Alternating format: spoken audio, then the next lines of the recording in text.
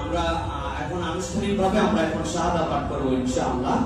আমি যেটা বলবো আপনি সেটা ইনশাআল্লাহ বলার জন্য চেষ্টা করবেন। আপনি বলেন আশহাদু আল্লা ইলাহা ইল্লাল্লাহু ওয়াহদাহু লা শারীকা লাহু ওয়া আশহাদু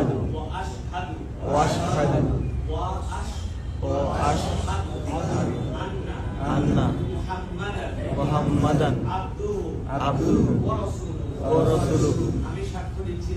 আমি সাক্ষ্য দিচ্ছি যে আল্লাহ ছাড়া কোনো ইলাহ নাই, মালিক নাই।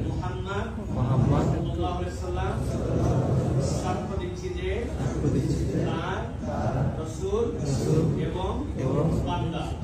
আলহামদুলিল্লাহ।